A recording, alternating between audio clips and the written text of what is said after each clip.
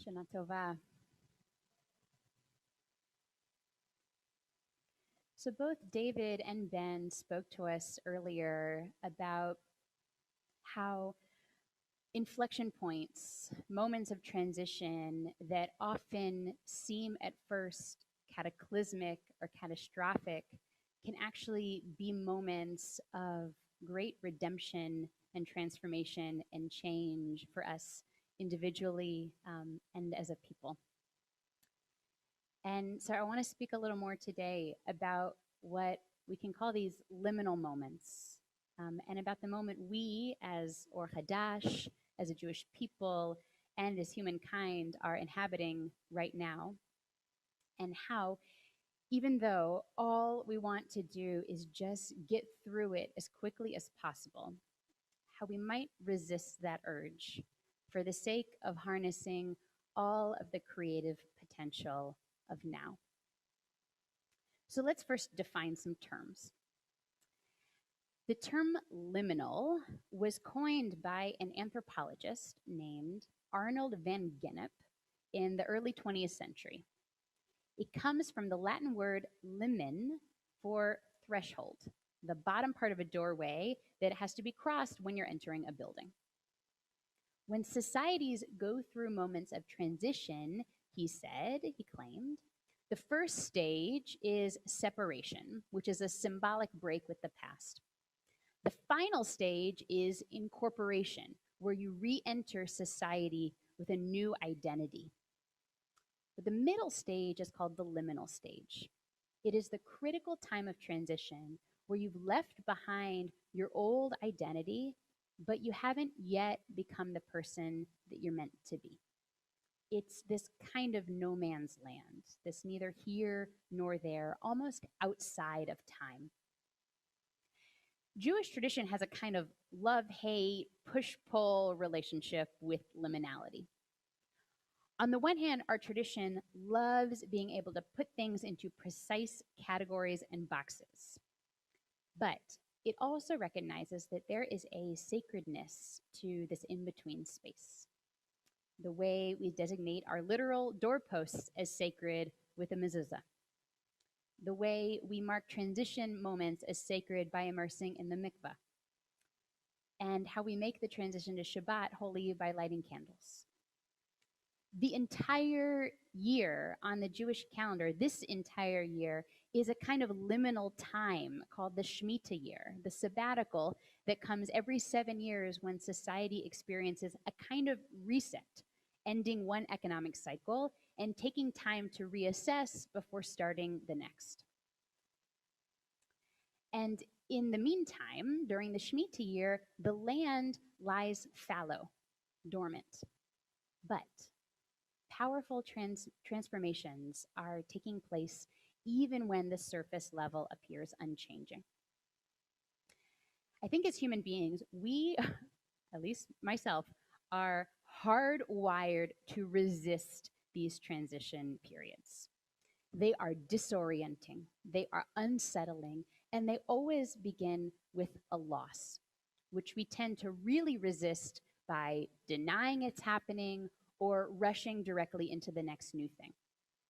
We may even feel like the discomfort we're feeling within the liminal season is somehow our fault, that if somehow we should be able to manage it better, or if we were more self-actualized, if we were better at self-care, if we meditated more, or whatever, maybe then we wouldn't be experiencing quite this level of discomfort. And we may think that our goal now should be to end the in-between time as quickly as possible and move on to the new normal where things will be all resolved and clear. But if you look closely, there is an allure to these seasons, a vast potential hidden within them. Once old structures have fallen away, there is a kind of freedom for something new to be born. When Joel and I moved here, I had a job and he did not. Joel knew from the outset that he quite possibly could be entering into a pretty long period of unemployment and uncertainty. And we were really lucky and privileged that I had a stable income and he didn't need to jump right into finding a new job to pay the bills. And he wasn't really all that eager to rush right into a new career.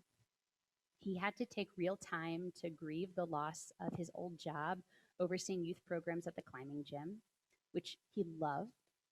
And he had to spend time discerning what his next steps were going to be, which weren't at all clear.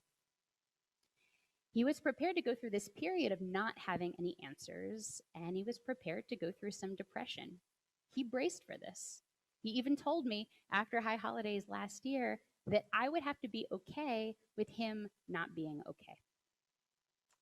And even though he knew this was coming, I knew this was coming, we knew this was coming, I struggled. I wanted him to just take a job, any job. There's a lot of shame and stigma attached to unemployment, and I was really afraid of that. And for many months, it didn't really appear on the surface that much was happening.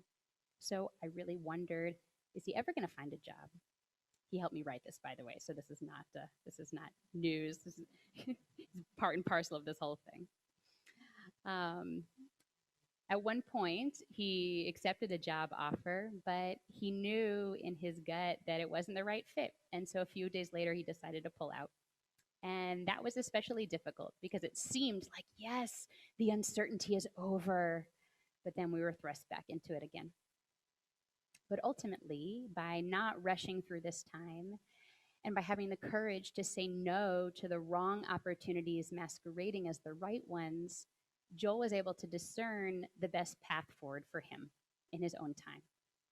And I am learning how to trust that things won't always unfold on my timetable, but that the uncertainty doesn't last forever. So here's the thing that he knew that I needed to learn. What we are feeling is normal. It is not our fault. When we realize that this discomfort is just what being in a liminal zone feels like, and that is where we are, no forcing or wishing things to change will make us get through it any faster. So we can actually embrace the possibilities of discovery at this moment. We can let ourselves ask better questions without rushing into premature answers. We can ask, what is this moment drawing forth from us? Franciscan father and author Richard Rohr describes liminal experience this way. All transformation takes place here. There alone is our old world left behind, while we are not yet sure of the new existence. That's a good space where genuine newness can begin. I love this line. Get there often and stay as long as you can by whatever means possible. It is the realm where God can best get at us because our false certitudes are finally out of the way. This is the sacred space where the old world is able to fall apart and a bigger world is revealed. He makes it sound so appealing. But I will tell you, being in the midst of that space myself and leading in that space, I wanted to move through it as quickly as possible. For a good portion of this past year, I so longed to have a clear vision for leading our community forward and to be able to explain exactly how we would move forward into a period of growth and renewal. But I often felt just as lost as everybody else. I spent a lot of time feeling like I was just treading water, only able to focus on the immediate day-to-day tasks without knowing where things were heading. And as it turns out, the work that we are especially equipped to do during these times of transition is discovering the soul and the identity of who we are as individuals and as institutions. Our most authentic and truest self, our divine spark, our neshama. Communities have souls, just as people do.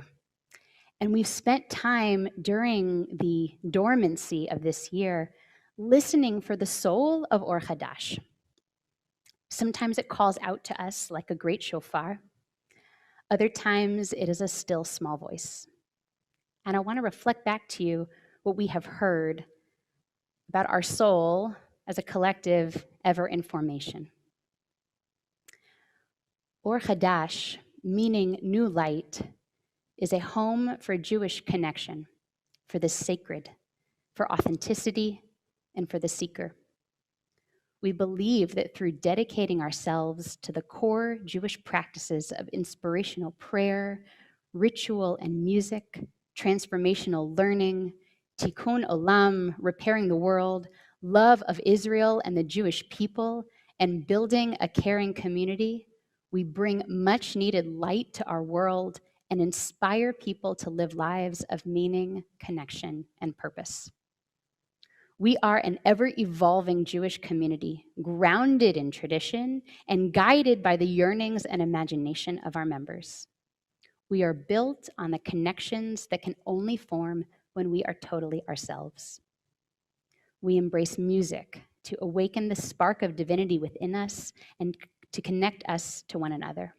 We sing, dance, and laugh with abandon. Our spiritual leaders invite us to engage fearlessly with our whole selves and listen for the ways that our rich tradition is speaking to us now. We want to harness our light to bring forth a Judaism that is a force for expanding chesed, loving action in our world. It is by acknowledging the lack that they begin to point toward the way to fill it. Most of the Israelites themselves succumbed to their complaints and their cravings. Their longings took them backward into fantasy and nostalgia. But I believe that we can do this differently. During the liminal times, we are opened up to all of what is missing, and it is exactly that space of lack that invites all creativity and imagination of how to fill the void. It invites us to take risks that we might not otherwise have taken, to experiment with new ways of gathering and meeting our needs and seeing what emerges. It invites new people to step into leadership and share their gifts. At Or Chadash, I have seen this kind of emergence and creativity too.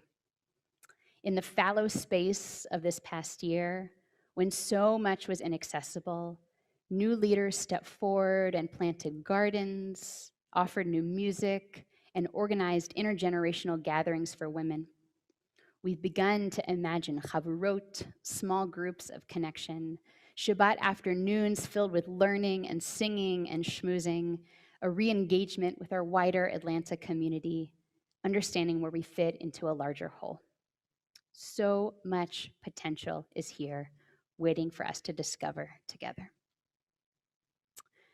The writer Arundhati Roy wrote, "Another world's not only possible, on a quiet day, I can hear her breathing. She is on her way." So I want to bless us with all of the possibilities that are inherent within the year that has ended and the new year that is just beginning. I want to invite us to stay courageous in the face of uncertainty in the liminal spaces and to lean into the places of our heart's deepest desires. Together, we will build a world that is so much more expansive than the one we have left behind. Shana Tova.